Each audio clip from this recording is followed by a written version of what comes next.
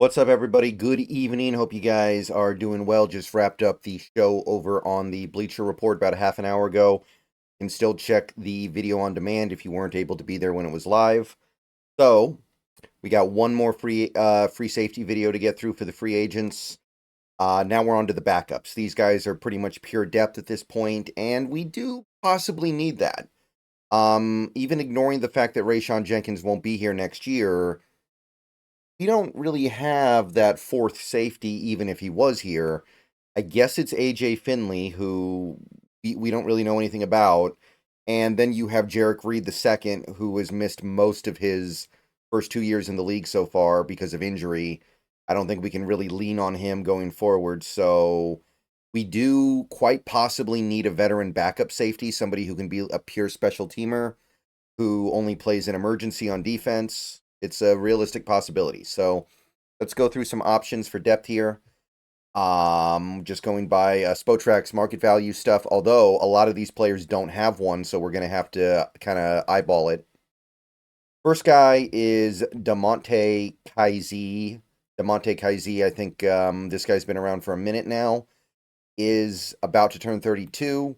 Most people are probably pretty familiar with him. He's been a fairly prolific player, led the league in interceptions back in 2018 for the Falcons, has continued to be a relevant player, spent a year on the Cowboys, spent 3 years on the Steelers recently, but never really broke into that upper echelon.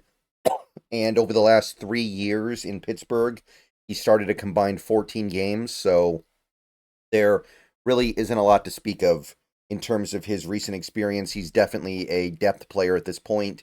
You sign him in the backup role, and you just hope he doesn't have to play. PFF thinks he was a little below average last year on just about 300 snaps, 58.8. Year before that, slightly below average on just a little under 800 snaps. So that's what he is, a below average player at this point, and it's only going to go down from here in all likelihood because of age. Spotrac does not have a market value page for him, but given he signed a average annual salary of 2 years 3 million, 2 years 6 million on his last deal, I imagine that's going to go down to something like 1 year 2.5 million. Can't go too wrong with it, I guess. But again, it's kind of a grab bag at this point. It's a random collection of players that just aren't that good, and Kaiser could suffice in that backup role, but so could most of these other players. Last from the past year, we got Quandre Diggs. Quandre Diggs. Now, I will say this.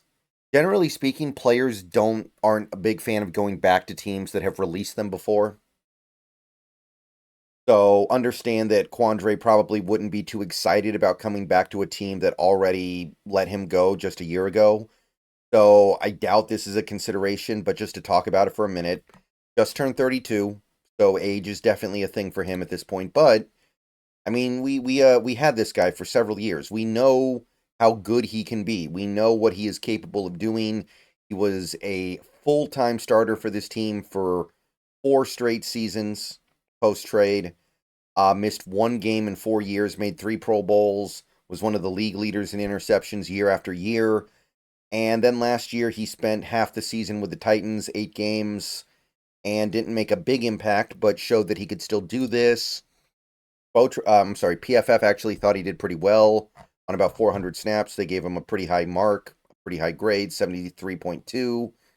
So notable. The year before that with Seattle, that was definitely his kind of his fadeaway year where he just didn't really look the same. It is worth noting though he is a safety. Safeties, I don't think PFF does a great job evaluating them. I don't think Quandre Diggs was this bad in 2023. I don't. I don't think he was as good as he was in previous years, but this is selling him short in my book.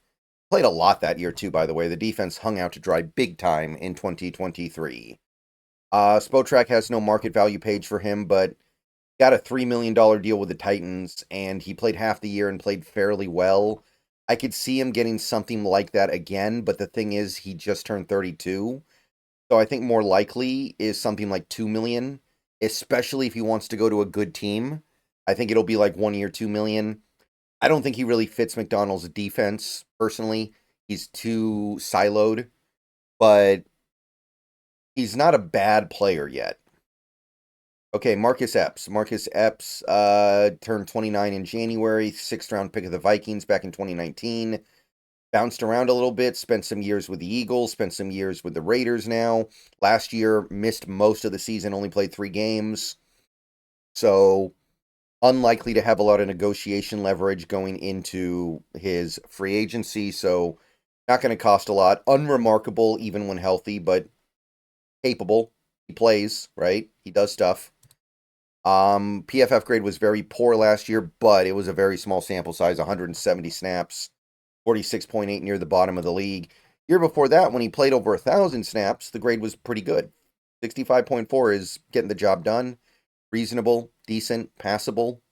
So there is a decent player in here. You just need him to stay healthy.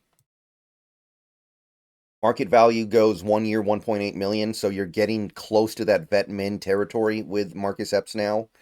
And it can't be too bad of an idea. All right, so I think this one would be as reasonable as any other. Again, you just have to ask yourself, does he fit what we're trying to do here? That's the ultimate question you have to answer. Eric Murray, another longtime NFL veteran, or feels like a long time. He's been in the league since 2016, but he's actually only 31. That's a little younger than I would have expected.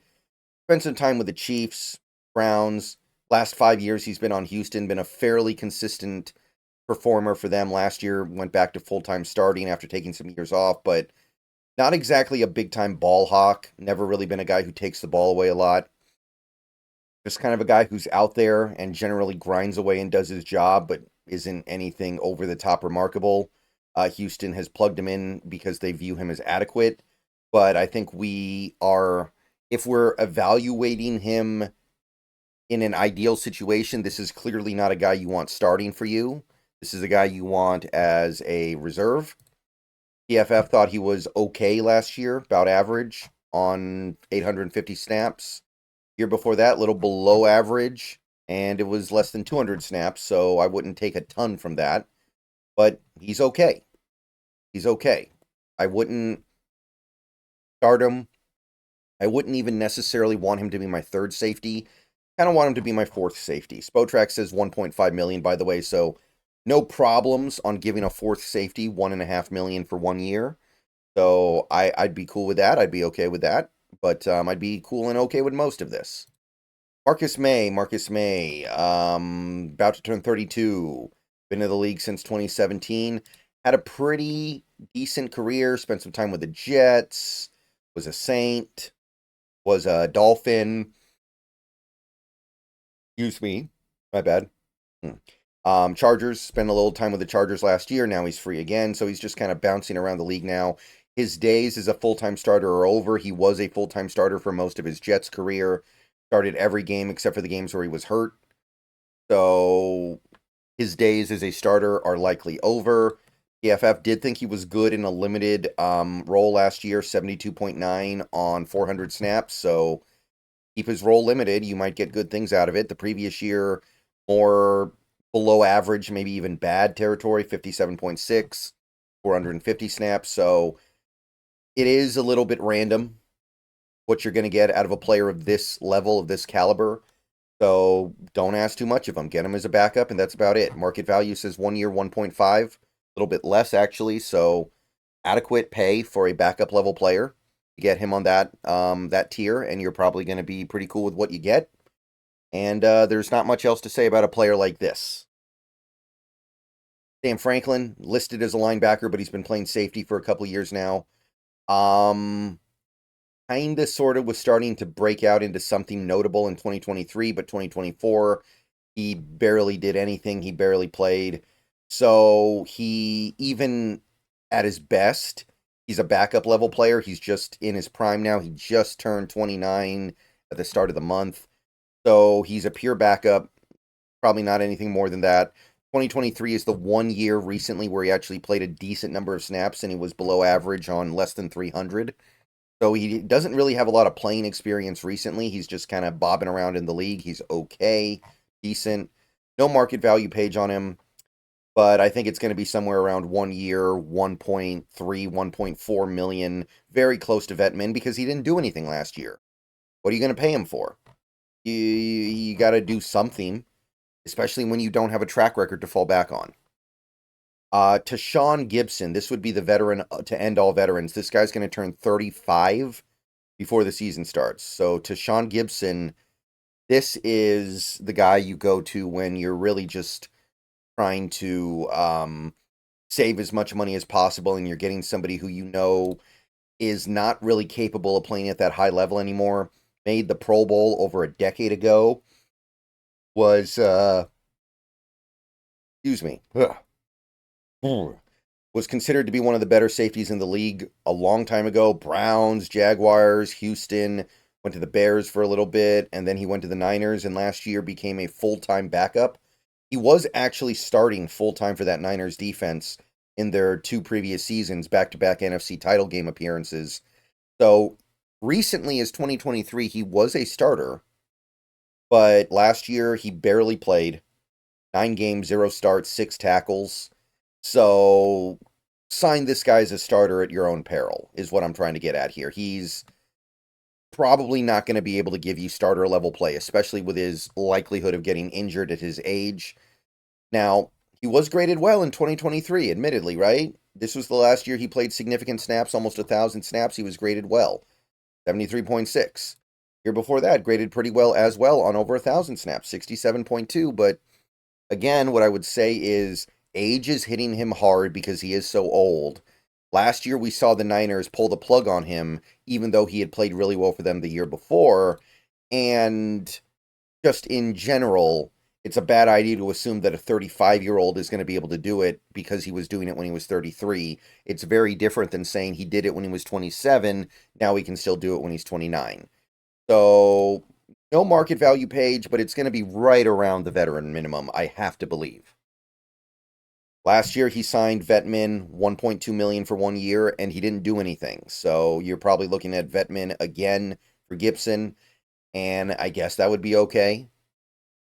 Final guy we're going to take a quick look at here is Rodney McLeod. Rodney McLeod, another guy who's about to be 35, another longtime NFL veteran, won a Super Bowl with the Philly Eagles back in 2017. Was a Ram before then, back when they were in St. Louis. That's how old this guy is. Been a Colt, been a Brown. Was at one point a viable starter. Was at one point a legitimate starting safety in this league. Has some versatility to do strong safety and free safety stuff, which is cool. But the last couple years, he's been at best a part-time starter. He hasn't played nearly as much. Hasn't had as big of a role. And he was part of an elite Browns defense in 2023, admittedly, but 2024, the Browns defense was not nearly as good, and he continued to have a diminished role. So I wouldn't look at him and expect him to be able to do anything as a starter in this league at this point. He's definitely someone you would want as a backup, if anything. PFF punished him last year, by the way, barely a 50 on 560 snaps. Year before that, not much better. On a defense that was really, really good, he was considered to be one of the weak points. So you can't expect much from this guy other than to take up a roster spot with competency. Not even 300 snaps in 2023, by the way. He wasn't even a big part of that defense. Spotrac says 1 year, 900,000. I don't even know if that's possible because he's such a long-time veteran. I would assume that you have to give him a little more than that, or else why would he even bother getting out of bed, right? Like, this guy's made a decent amount of money in his career. He's made almost, 38 million in his career. Is he really going to get out of bed for 900,000? I guess he wouldn't have to play that much, but you still have to show up to camp and work out and practice every day. Like, I don't know if that's going to tempt him back into the league. At that point, why don't you just retire? But those are the depth guys I would consider. Let me know what you guys think, if anything. See you guys tomorrow. Moving on to another position. We are blowing through this free agency stuff. Think we're going to get done in time. And yeah, free agency's right around the corner. Everyone have a good evening. I should be on Twitch tonight. See you guys later. Go Hawks.